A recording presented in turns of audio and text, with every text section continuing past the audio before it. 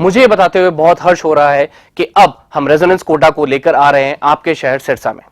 अब आपके बच्चे को अपने सपने को साकार करने के लिए आपसे दूर नहीं जाना होगा। आपको बस जाना होगा खैरका स्थित आरपी सीनियर सेकेंडरी स्कूल के प्रांगण में, जहां पर रेजोनेंस कोटा की फैकल्टी आपके बच्चे को ट्रेन करेगी भविष्य के डॉक्टर और इंजीनियर बनने में। सभी प्रमुख परीक्षाएं जैसे JEE Main, JEE Advance, NEET UG, AIIMS, international olympiad, NTSC, KVPY, CA, CS, CMA, CLAT, Resonance ने गुणवत्ता और मात्रा दोनों में अच्छे परिणाम देकर खुद के लिए एक नाम बनाया है। अधिक जानकारी के लिए आप डबवाली रोड स्थित RP senior secondary school visit कर सकते हैं या कॉल कर सकते हैं नीचे दिए गए नंबर पर। अब होंगे सपने साकार। धन्यवाद। नमस्कार, स्वागत है आपका के हरियाणा पे। मैं हूं आपके साथ रमेश जाखड़। मुख्यमंत्री महोदय 3 दिवसीय दौरे पे सिरसा में जो है वो रहे। 3 दिनों तक लगातार लोगों के बीच में गए, उनकी समस्याएं सुनी, या जिन्होंने मुख्यमंत्री का व्याख्यान किया उनकी जो है वो गुणगान गाए, उनको माइक दिया गया, बाकी लोगों को माइक नहीं दिया गया। अगर दिया भी गया तो उनको कहीं ना कहीं संतुष्टि जो है वो उन लोगों को नहीं मिल पाई। अगर संतुष्टि मिली भी तो कुछ गिने चुने लोगों को संतुष्टि जो है वो मिल पाई है। खैर, जो लिखित में शिकायतें मुख्यमंत्री महोदय को दी गई हैं उन पर क्या कुछ होता है, क्या आने वाले समय में वो तमाम लोग जो है वो संतुष्ट होते हैं, वो आने वाला समय जो है वो बताएगा, क्या उस पर कार्रवाई होती है। इसके अलावा अगर बात करें तो जिन लोगों ने पहले से ही मुख्यमंत्री के विरोध की चेतावनी दे रखी थी, जिस प्रकार से किसान यूनियनों के द्वारा जो है वो चेतावनी दे रखी थी, भारतीय किसान यूनियन है, चंडूनी ग्रुप है, और इसके अलावा और जो है वो पगड़ी संभाल जट्टा है, तो इस तरह की और भी यूनियन ने जो है इन्होंने जो है वो मुख्यमंत्री के विरोध की चेतावनी दे रखी थी। इसके साथ साथ सरपंच एसोसिएशन ने भी जो है वो मुख्यमंत्री के विरोध की चेतावनी दे रखी थी। तो ऐसे में उन तमाम यूनियनों के जो नेता थे, जो उसके आगू थे, उन तमाम नेताओं को पहले से ही नज़रबंद कर दिया गया। अगर बात करें तो दड़बा से सरपंच संतोष बेनीवाल की लगातार सोशल मीडिया पर आपने चर्चाएँ देखी होंगी कि किस प्रकार से पूरा पुलिस का अमला जो है वो संतोष बेनीवाल के घर पे जा करके उनको घर से बाहर घर के अंदर ही कैद करके रखने को जो है वो मजबूर कर दिया गया। उसके अलावा अगर बात करें तो किसान नेताओं को भी कहीं ना कहीं नजरबंद करने का काम प्रशासन के द्वारा जो है वो किया गया। अब यहाँ पे एक सबसे बड़ा सवाल ये खड़ा होता है कि जब आम जनता को पुलिस की जरूरत होती है तब प्रशासन के पास पुलिस की कमी हो जाती है। लेकिन मुख्यमंत्री महोदय का विरोध ना हो उसके लिए केवल एक सिंगल बंदे पे सिंगल जो है वो पुरुष पे या महिला पे दर्जनों की संख्या में पुलिस कर्मचारी जो है वो लगा दिए गए। अब कहां से सरप्लस हो गए भाई? अगर सरप्लस हो गए, अब ये कहेंगे कि आसपास के जिलों से फोर्स मंगवाई थी, तो आसपास के जिलों से फोर्स मंगवाई थी तो इतनी फोर्स मंगवानी पड़ी कि एक आदमी को रोकने के लिए आपको 12-12, 15-15, 20-20 पुलिसकर्मियों की जरूरत पड़ी। अगर आप ये अगर मिलजुल करके अगर आप एक दूसरे थाने से भी संपर्क करके अगर फोर्स का बंदोबस्त कर लेते हैं तो भी सिरसा जिला के अंदर अगर बात करूं तो मुझे नहीं लगता कि कहीं भी किसी की कोई पुलिस से शिकायत रहेगी।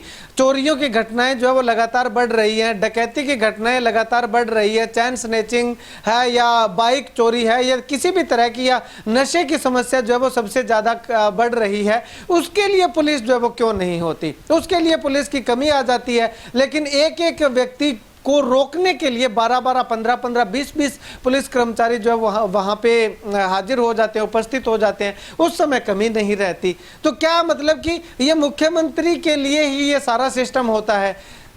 जनता के लिए कोई भी मायने नहीं रखता, जनता कोई मायने नहीं रखती?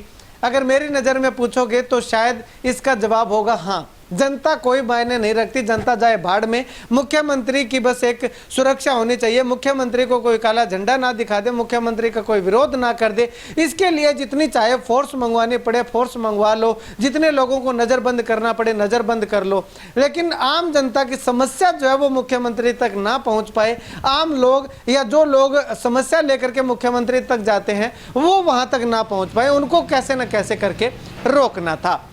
अब अगर बात करें तो आम जनता जैसे मुख्यमंत्री के पास जैसे तैसे करके पहुंच गई। पहली बात तो मुख्यमंत्री के कार्यक्रम में सुरक्षा कर्मियों के द्वारा या पुलिस कर्मचारियों के द्वारा उन तमाम लोगों को नहीं जाने दिया गया जिन्होंने काले रंग की शर्ट पहनी थी या काले रंग की पैंट पहनी थी या काले रंग का कोई भी उसके पास अगर रुमाल भी था तो भी जो है वो नहीं जाने दिया गया। लेकिन सफेद कपड़ा पहन करके अंदर तक जा करके मुख्यमंत्री का विरोध जिस मर्जी तरीके से कर ले उसको रोकने में पुलिस प्रशासन जो है वो असफल रहा। लेकिन काला कपड़ा पहन करके अगर कोई शांतिप्रिय रूप से जा करके मुख्यमंत्री को देखने भी जाना था तो उसको भी मुख्यमंत्री महोदय तक नहीं जाने दिया गया। ये सीआईडी तंत्र पे, पुलिस तंत्र पे सबसे बड़ा सवाल जो है वो यहाँ पे खड़ा होता है, क्योंकि इस कार्यक्रम को लेकर के अगर बात करें तो परेशान करने का मकसद था तो सिर्फ आम जनता को। कई जगह पे मैंने देखे हैं कि काला कपड़ा पहने हुए लोग अनुरोध कर रहे थे कि भाई साहब जा लेने दीजिए, हम किस तरह का विरोध कर रहे हैं, हमें क्या लेना देना, हमें तो मुख्यमंत्री की बातें सुनिए वो सुन के आ जाएंगे। लेकिन उन तमाम लोगों को वहां तक नहीं जाने दिया गया क्योंकि उन्होंने गुनाह क्या किया था कि काला कपड़ा पहना था। अगर वो सफेद कपड़ा पहन करके मुख्यमंत्री के नजदीक जा करके अगर मुर्दाबाद के नारे लगा देते तो वो प्रशासन को जो है वो एक्सेप्ट हो जाता। लेकिन काला कपड़ा पहन करके मुख्यमंत्री की उस सभा तक जाना गुनाह हो गया था। उसके बाद अगर बात करें तो मुख्यमंत्री से जिन जिन लोगों ने भी मांग की, ये मैं आपको पहले भी बता चुका हूं कि उन तमाम लोगों को जो है वो राजनीतिक करार दे दिया गया। जिस प्रकार से आम आदमी पार्टी के नेताओं ने जो है वो मुख्यमंत्री महोदय से मांग की थी कि मंडियों के अंदर व्यवस्थाओं की कमी है और किसानों को जो है वो बहुत सारी समस्याओं की कमी आ रही है, तो इस पे समाधान कीजिएगा, ये मांगे लेकर के गए थे। लेकिन वहाँ पे उनका नंबर नहीं आया तो उन्होंने जो है वो नारेबाजी शुरू कर दी। नारेबाजी शुरू करने के बाद उनको राजनीतिक करार दे दिया गया। अरे जब आपको पता है, उन्होंने अपने लेटर हेड पे लिख रखा है कि आम आदमी पार्टी की ओर से यह मांग पत्र आपको दिया जा रहा है, तो राजनीतिक पार्टी है तो वो अपनी मांगे लेकर के यहाँ पे आई है, उसको आप राजनीतिक करार दे रहे हो। तो आप यहाँ पे क्या करने आए थे मुख्यमंत्री महोदय? आप भी तो अपनी राजनीति करने ही आए थे। अगर जन संवाद करने आए होते तो तमाम लोगों को जो विरोध करने वाले थे उनको भी आप अपनी ओर आकर्षित कर सकते थे। हाँ भी जो विरोध करने वाले हैं वो आ जाइएगा, आपकी समस्या बताइएगा क्या है। हाँ ये हमने पढ़ लिया कागज, आपका कागज हमारे पास आ गया है, इसको भी हम अति शीघ्र जितनी भी जल्दी हो सकेगा आपकी समस्या का समाधान करने का काम करेंगे। हाँ भी सरपंच एसोसिएशन क्या मांग आपकी? हाँ ये मांग है जी, हाँ मैं कोशिश करूंगा पूरी पूरी, इस तरह से करके आश्वासन ही देना था। ये लोग आपसे मांगे मनवाने के लिए नहीं आ रहे थे, केवल आश्वासन के लिए आ रहे थे कि मुख्यमंत्री उनको आश्वासन दे दे जिससे कि वो जो है वो उनकी मांगों पे आगे इंप्लीमेंट कुछ न कुछ हद तक हो सके। लेकिन मुख्यमंत्री जी केवल आश्वासन ही नहीं दे पाए तो आने वाले समय में ये लोग आपको वोट कहां से दे पाएंगे। खैर इस वीडियो को लेकर के आपकी क्या कुछ राय है कमेंट सेक्शन में कमेंट करके जरूर बताइएगा।